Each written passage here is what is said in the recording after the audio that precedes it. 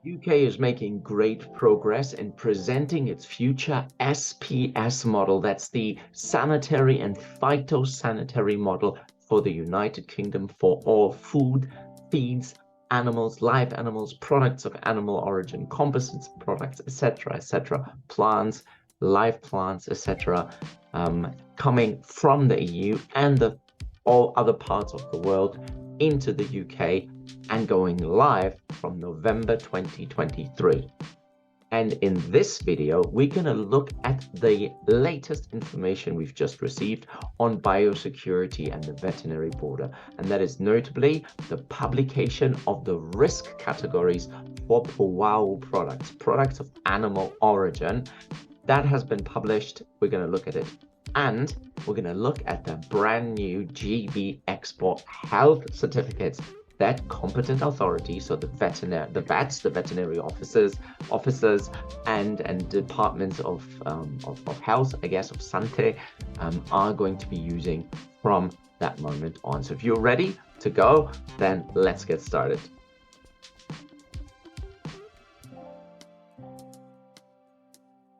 Okay, I know I've been throwing around abbreviations quite a lot: SPS, POAO, EHC. The most important one is in fact SPS. So before we get into all of the rest, let us talk about what SPS actually stands for. It stands for sanitary, so that's human and animal health, and phytosanitary, that's for plant health. And these SPS measures are measures to protect animals, humans, and plants from the spread of diseases and pests. And they also ensure that our food is safe to eat. There are a lot of measures that a country can take to reach these objectives, such as requiring products to come from a disease-free area, the inspection of products, specific treatments that these products must undergo, and of course, certification. So requiring an official VAT in the country of export to certify that these products are safe to consume and do not bring about these pests and diseases. So the UK has now chosen a new model, which it plans to roll out later in 2023, Q4. They call this the TOM, the Target Border Operating Model. And for SPS goods specifically, they have a risk categorization for animals, animal products, plants, plant products, for the EU and EFTA countries, but also the whole world will benefit from that too. In other words, there will be no more special rules for the EU. There'll be just one set of rules for everyone. And as this new approach includes risk categories, it is important to understand what are these risk categories and which type of food, feed, drink, plant, animals, parts of animals, animal products, etc. go in which category, and what is the consequence of placing these products into the category. One thing we know is that these three categories are low risk, medium risk, and high risk. That all food products that contain product of animal origin, that's not only meat, it can also be fish, etc., but also plants, go in these categories. And depending on the categories, there is a different level of control. High risk products obviously have a more intense amount of controls than low risk categories and lower risk products. So if you want to understand which product is in which category, I recommend we look at this graph. This comes directly from the border operating model. It is not the latest and greatest. It is an illustration of what may be in these categories. now we already know because DEFRA, the UK agency, has published the relevant categories of product and placed them into low, medium, or high risk levels. We can, however, say that DEFRA followed broadly the suggestions on this slide. Now, if you want detailed analysis of which products go where, please visit the DEFRA website. The link is coming up, or you can also download our report, of course, where you can find this information as well. We've created a 10+ page report where we explain everything we're explaining here and more detail, and in a page, in a report, so that you can use this for your work when you talk to your colleagues, etc. So we've got high risk, if we talk about animal products or POAO products of animal origin, talking about the live animals basically. For medium risk products, it's about the raw, the chilled, fresh meat products, but also animal byproducts, risky fishery products, etc. And then for low risk, all the processed, shelf stable food, that's canned meat, everything that's been highly processed, where there's been cooking that's been taking place, etc. Everything where basically all the possible live cultures have been killed off, I suppose. For high risk animals, you need an export health certificate, so you do for medium risk. And then for low risk, you do not need an export health certificate anymore, which is great. Pre-notification happens everywhere. There needs to be a pre-notification for controls for high risk and medium risk products. And then the same pre-notification needs to occur for low risk, but this is more to allow for traceability. And then you have different levels of checks. So live animals will always be checked. And then you have the medium risk status, and there you distinguish documentary checks, ID checks, physical checks, and they can also be, that can include laboratory testing, of course, as well. So again, there's more detail about what type of products go in which category. But as I said, I want to keep this video succinct. So please download the report, and then you can find out in detail which part of raw, chilled, frozen meats go into which category. And I did not mention this specifically in the report, so you won't find anything on plants in the report, but for plants it looks a little bit like this, and you can see where you have plants for planting and for commercial production. Then this is a higher risk. There's quite a lot of plants that are in the high risk category. Whenever there's planting involved, placing seeds into the soil, we can roughly more or less think that this might lead to a risk profile that is high. Medium risk, we have plant products, and then low risk are other regulated plants, and then of course plants that are not even regulated at all. And you can see for low risk regulated plants product, there's almost nothing to do here, but equally for certain plants there is 100% check due to the high risk. And the second part of my talk here is about the export health certificates. Now, you may have heard that the UK offered simplified or streamlined export health certificates. So export health certificates are veterinary certificates that you don't complete. Well, you kind of do, but officially it is the official veterinarian or the official government official that completes it, stamps it, signs it, and then the paper copy, yes, you heard that right, the paper copy travels with the consignment, and also the digital version is then uploaded into the IPAFs. I know what IPAFs is, made another video on that. Links also in the description below. And here you have it. So this is the streamlined EHC, an example for meat products. Right there, you can look at it. All the things that need to be completed, and of course I said you don't need to complete it, but you actually do, because the veterinarian is just going to check the goods and is going to sign it, but the data needs to come from you. And if you look at this carefully, you actually see that nothing has much significantly changed. I believe the health certificate still looks pretty much like the previous one. It has been modified a little bit, but the information load is still significant. If you look on the second page, you can see that we maintain the scientific Latin name, for example, and lots of information about approval numbers of abattoir, manufacturing plant, cold store, packages, weight.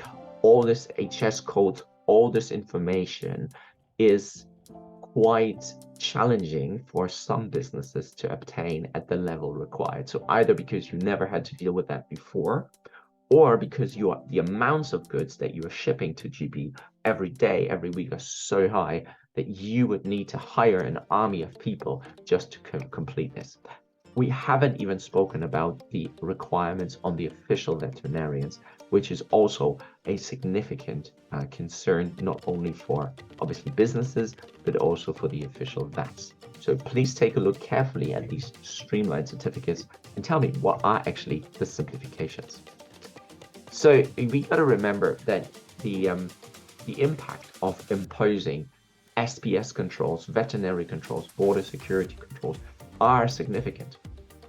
Why? Because our closeness to the United Kingdom, or Great Britain in particular, means that there are many EU retailers that directly supply from the EU food, meat products every week on a large scale basis. So there would be shipments, mixed shipments of POAO, live meats, composite products, food and feeds traveling from the continent of Europe, the European Union, to GB every week.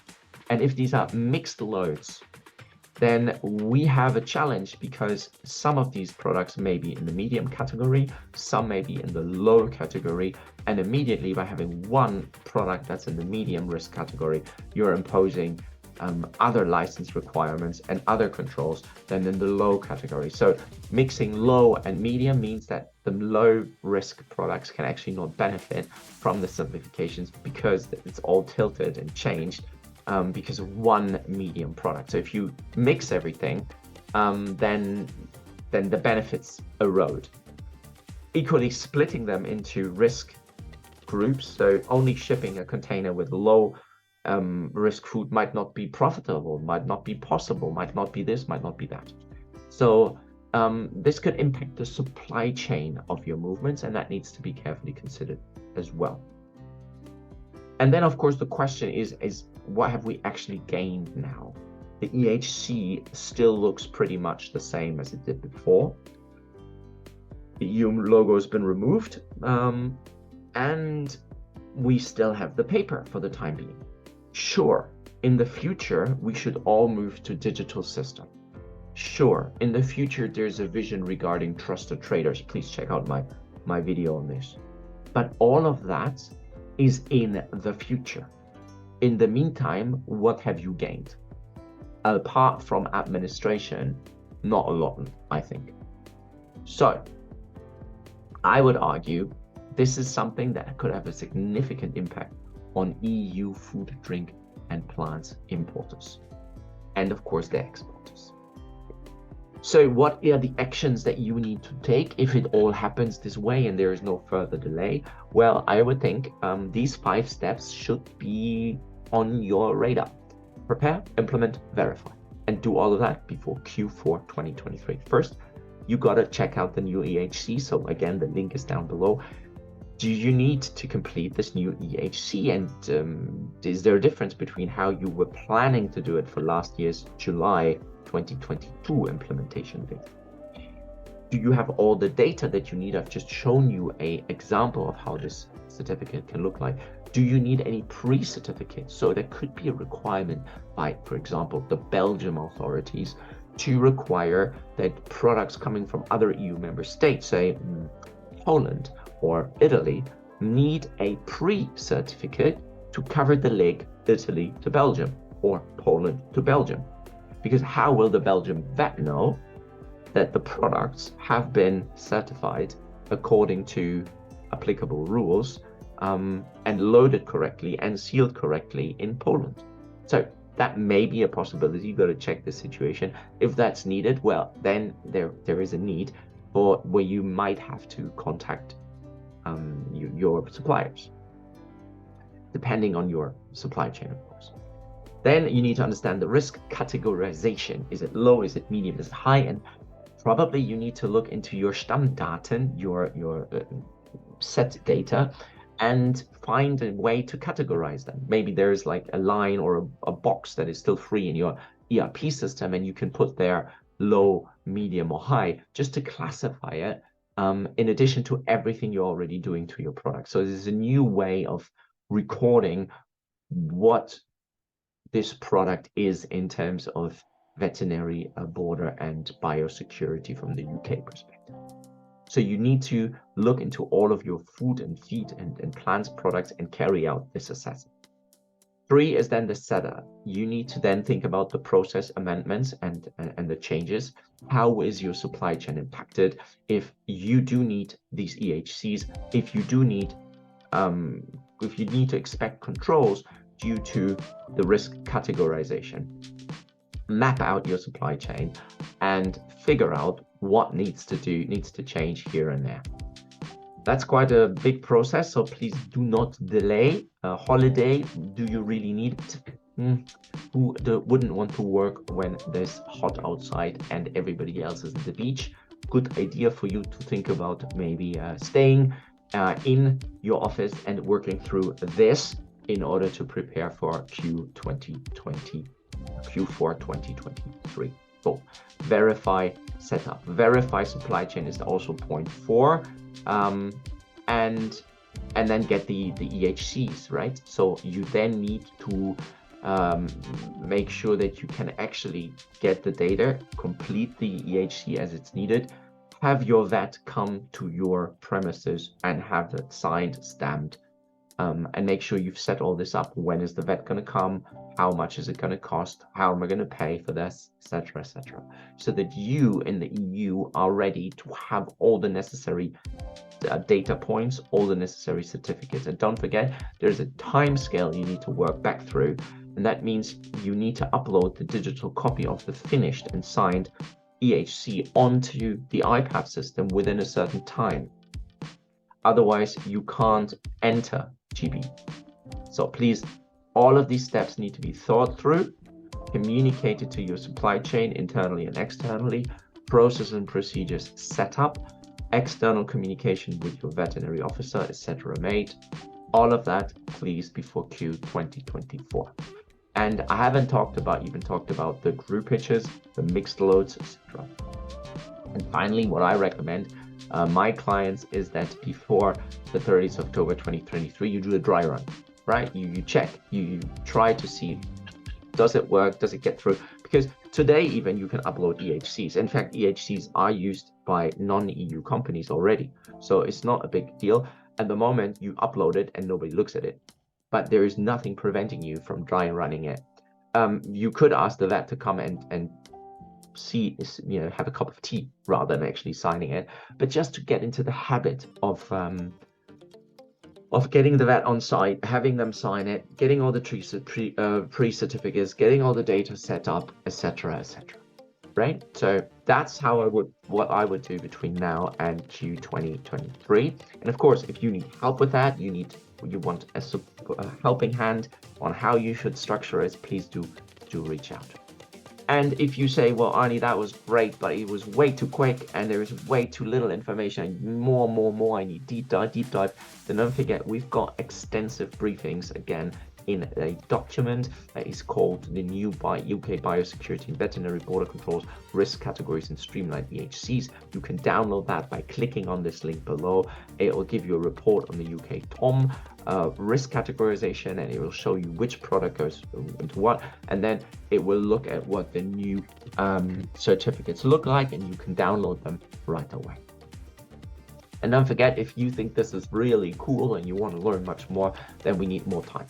We need to sit down together and talk about SPS. We need to understand what is SPS, in terms of WTO, World Trade Organization, we need to understand what are the SPS simplification or rules regarding the EU-UK TCA trade cooperation agreement. And if you're not in any of these jurisdictions, if you're maybe in the US or you are in India and you wonder what does it matter to me, well, then take the EU-UK TCA walkthrough we're going to do as an example, a good practice example of how SPS measures are mentioned in free trade agreement typically.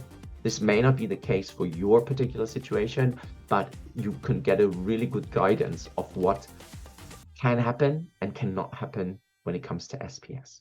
And then we have to analyze flows. Obviously, we have to look EU to GB under the new rules, and then also GB to EU, because obviously we need to understand what the EU rules are for getting into the EU market. And that's also something we need time for. So it's a 4-hour training, runs several times a year. All you do is you go to www.customsmanager.org events, and this is where you can book it. There are 2 levels for you to study, level L1 and L2. L1 is about awareness raising, a great overview, 4 hours of presentation plus slides and a quiz. And L2 is the trained category. This is where you independently work through case studies, exercises, and to demonstrate that you can actually apply what you've learned in practice. Yeah, so that's it. Here are some important links that you need to know about. You can click on them to get ideas on the new GB certificates, the TOM risk categories for POAO products, but also for plants, and of course, all the details about the TOMs. Thank you so much for watching. We've reached the end already. As always, information on customsmanager.org. You can email me, you can join us on LinkedIn, and there is a YouTube video. Obviously, you're watching it right now, but it'd be great if you liked, subscribed, etc. And of course, you can always get free monitoring for the EU, the US, and the UK every week. And all you need to do is go to customsmanager.org and sign up. Thank you very much for watching. I can't wait to see you in another video. Bye.